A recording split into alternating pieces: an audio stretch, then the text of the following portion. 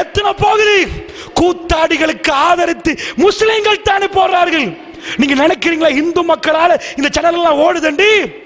முழுக்க முழுக்க நாங்க போய் அட்வர்டைஸ்மெண்ட் போடுறதுக்கு கேட்டா கவரேஜ் ஏரியால கூட கேட்கிறோம் முஸ்லீம். இதுல போடுங்க சரியா வரும், இதுல போட்டா எடுப்படும். எவ்வளவு முஸ்லீம் கேட்கிறான்னு தான் நாங்க போனோம். அங்க போய் அந்த கூத்தாடிகளுக்கு அட்வர்டைஸ்மெண்ட் கொடுக்கல. அல்லாஹ்வுடைய நல்லடியார்களே, இங்க தானே கேட்கிறோம். இந்த மாதிரி ஒரு வரலாறு பக்கத்தில் எந்த சைத்தான் கூத்தாடியில ஒத்தனையாவது வைக்கலாமா? அன்பார்ந்த தாய்மார்களே, உங்க குழந்தைகளை மடியில வைத்துக் கொண்டு இந்த பாடத்தை படிச்சு கொடுத்தீங்களா? இந்த பாடத்தை சொல்லி கொடுத்தீர்களா? இப்படி வளர்த்தீர்களா? அன்றைக்கு ஒரு காலம் இருந்துச்சு. எங்க உம்மா சொல்லுவாங்க, எங்க உம்மா காலத்துல வெளியே போனா சொல்லுவாங்களாம், ஒன்னும் கொணாராட்டியும் பரவாயில்ல, பிள்ளைகளுக்கு கொடுக்கிறது ஆறாம ஒரு ரூபா கொண்டு வந்துடாதீங்க, ஒன்னும் கொணாராட்டியும் பரவாயில்ல, எல்லாம் ஹலாலா கொண்டு வாங்க. அப்படி சொன்ன காலம் இருந்துச்சு. அவ்வளவு நேர்மை, அவ்வளவு நியாயம், அவ்வளவு அடக்கம் நம்ம முஸ்லிம்களிடம் இருந்தது. இன்றைக்கு எல்லாம் மறைந்து காணாமல் போய்விட்டது. அல்லாஹ்வுடைய நல்லடியார்களே, சொல்லுகிறேன் கேளுங்கள். தட்டுறார் போய் அமீருல் முஃமினுக்கு கேட்பதுக்கு ஆயிஷா அம்மா அழுது கொண்டிருக்கிறாங்க. அவங்க சொன்னாங்க ஒரு வார்த்தை, அது எனக்கு வச்ச இடம், இந்த உம்மத்தில் ஆக சிறந்த ஒரு இடம், ரவுலா ரசூலுல்லாஹி ஸல்லல்லாஹு அலைஹி வஸல்லம். இன்றைக்கு அலையை மோதிக்கொண்டு ஒயிட் காப்பட்டில் தொழுவதற்கு ரசூலுல்லாஹ்வுக்கு சலாம் சொல்லிக்கொண்டு மக்கள் போகிறார்கள். ஹலால் ஹலால் அல்லாஹ் அனுப்புறான். யா அய்யுஹல்லதீன ஆமனு ஸல்லு அலைஹி வஸல்லிமு தஸ்லீமா. ஏ விசுவாசிகளே, உங்கள் நபியின் மீது சலாமும் ஸலவாத்தும் சொல்லுங்கள். அஸ்ஸலாமு அலைக்க அய்யுஹன் நபியு வ ரஹ்மத்துல்லாஹி வ பரக்காத்து. ஒவ்வொரு தொழுகையிலும் ரசூலுல்லாஹ்வுக்கு சலாம் சொன்னோம். எங்க உணர்வு? ரசூலுல்லாஹ்வுக்கு சலாம் சொன்னோம்னு நினைச்சீங்களா? அத்தஹியாத்துல இருந்து அஸ்ஸலாமு அலைக்க அய்யுஹன் நபியு வ ரஹ்மத்துல்லாஹி வ பரக்காத்துஹு. அல்லாஹ்வுடைய தூதரே, உங்கள் மீது சாந்தியும் சமாதானம் உண்டாகட்டும். அன்பார்ந்த சகோதரர்களே, அப்ப ரசூல் ஸல்லல்லாஹு அலைஹி வஸல்லம் ஸலவாத் சொல்றோம், சலாம் சொல்றோம். அப்ப என்ன நான் சொல்ல வரேன்டா, ஜனாசாவை கொண்டு போய் கேட்குறாங்க, அடக்கம் செய்யலாமா? அப்ப ஆயிஷா அம்மா அழுகுறாங்க. நடந்ததெல்லாம் தெரிஞ்சு அழுதுட்டு சொல்றாங்க, அது எனக்கு வச்ச இடம். ஏன்னா அவங்க வாப்பா அடக்கம் செய்யப்பட்டிருக்கிறார், அபூபக்கர் சித்திக். அவங்க ரசூல் ஸல்லல்லாஹு அலைஹி வஸல்லம் அடக்கம் செய்யப்பட்டிருக்கிறாங்க. அது அவங்களுக்கு பொருந்துமா இல்லையா? மனைவி என்று அவங்க எதிர்பார்த்தது சரிதானே? உமர் பின் கத்தாப் கேட்டுட்டு வாங்கன்னு மட்டும் சொல்லல, அவங்க அனுமதி மறுத்தா பொது மையவாடியில கொண்டு போய் என்ன அடக்கம் செய்யுங்க. சுப்ஹானல்லாஹ், இப்படி ஒரு ஜனாதிபதி பார்ப்பீங்களா? இப்படி ஒரு அடக்கத்தை பார்த்திருப்பீங்களா?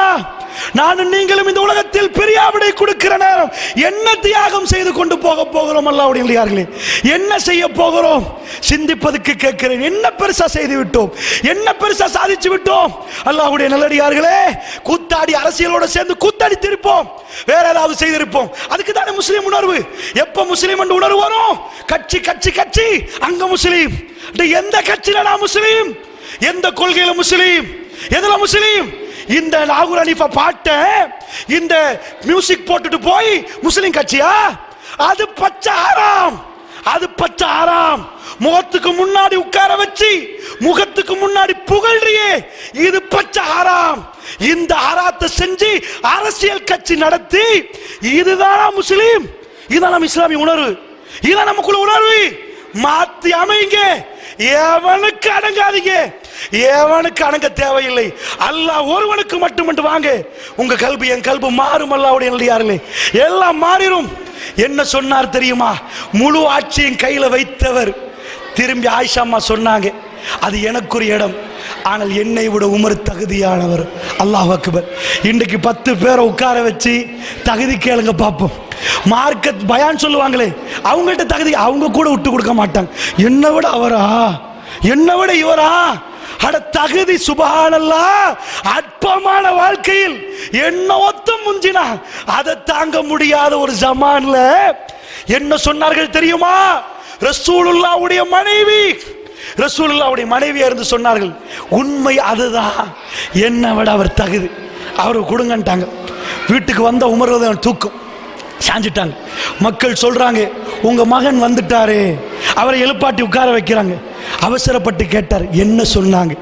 எப்படி கெஞ்சிறார் பாருங்க. சுப்ஹானல்லாஹ். என்ன சொன்னாங்க? என்ன சொன்னாங்க? அதிகாரத்தில் அல்ல, அல்லாஹ்வுடைய நல்லடியார்களே, அதிகாரத்தில் அல்ல.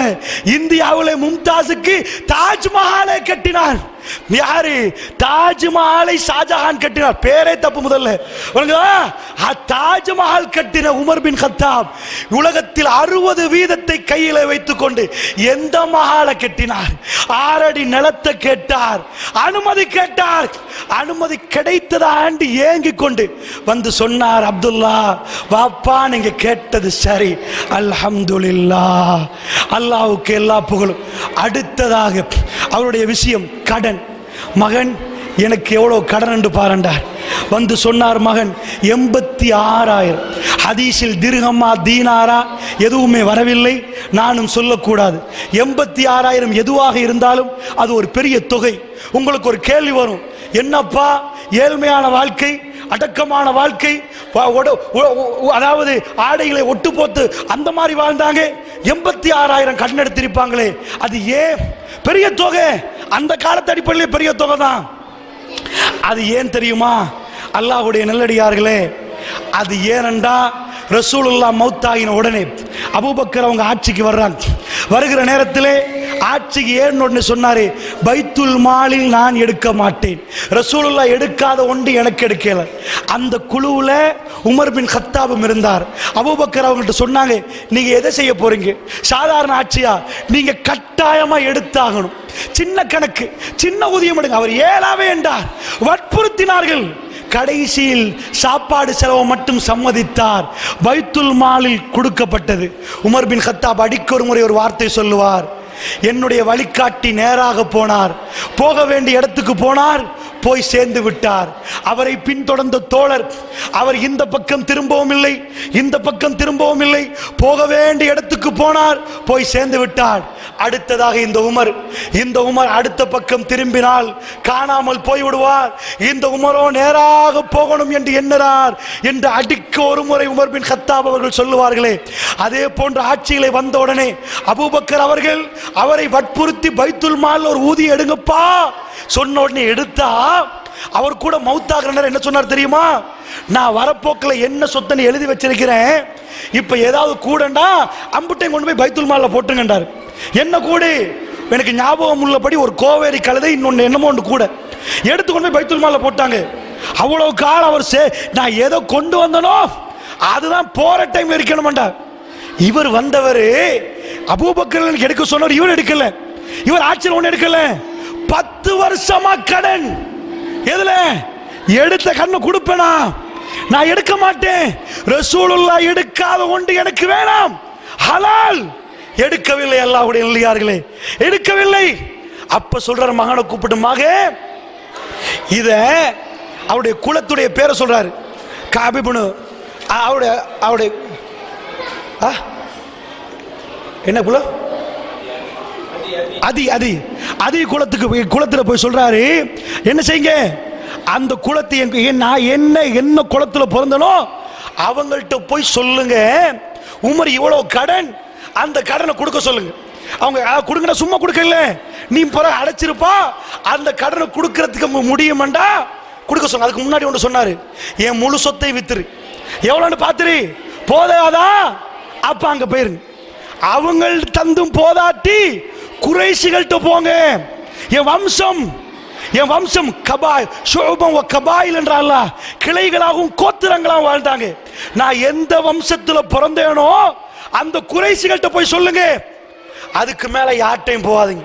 சுபஹானல்லாஹ்.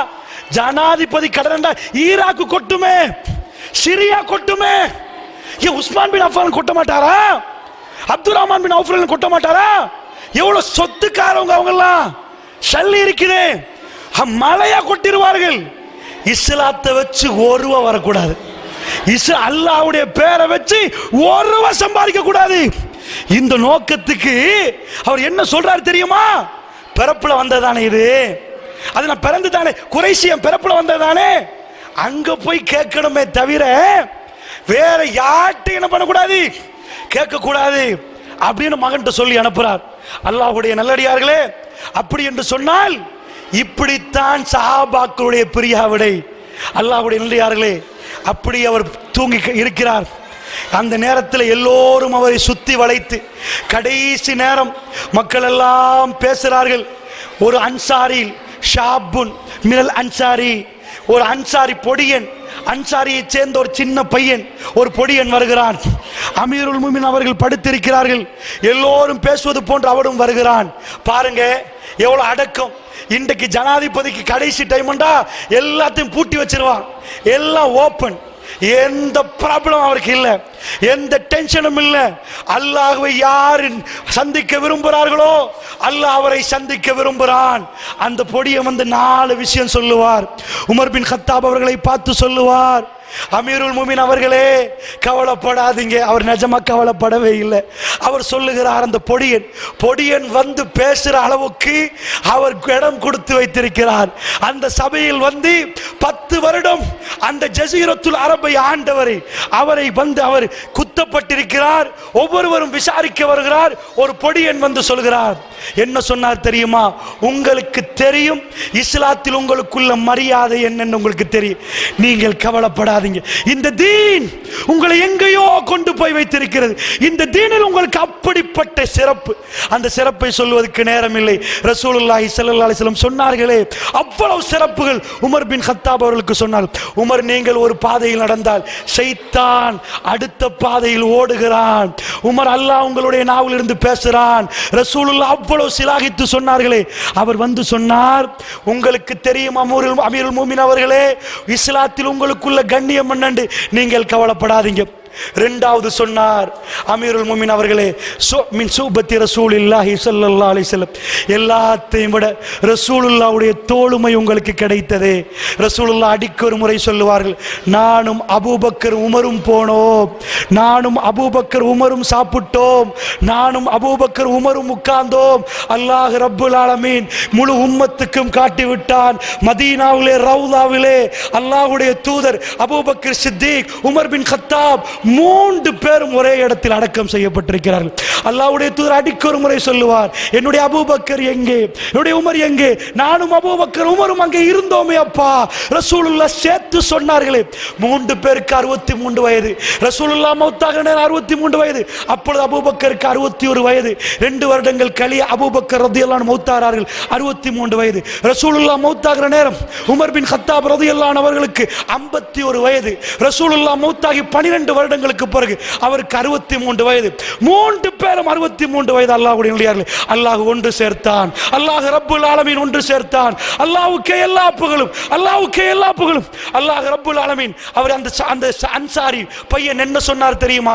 அல்லாஹ் என்னையும் உங்களையும் ரசூலுல்லாஹ்வோடு சேர்க்க வேண்டும் என்ற பிரார்த்தனையில் ஈடுபடுங்கள். அல்லாஹ்வுடைய நல்லடியார்களே, அதை விட ஒரு பெரிய பாக்கியம் இல்லை. அல்லாஹ்வுடைய நல்லடியார்களே, அதை விட ஒரு பெரிய பாக்கியம் இந்த துனியாவில் இல்லை. இதுதான் லட்சியம். லட்சியம் மறந்த சமுதாயமே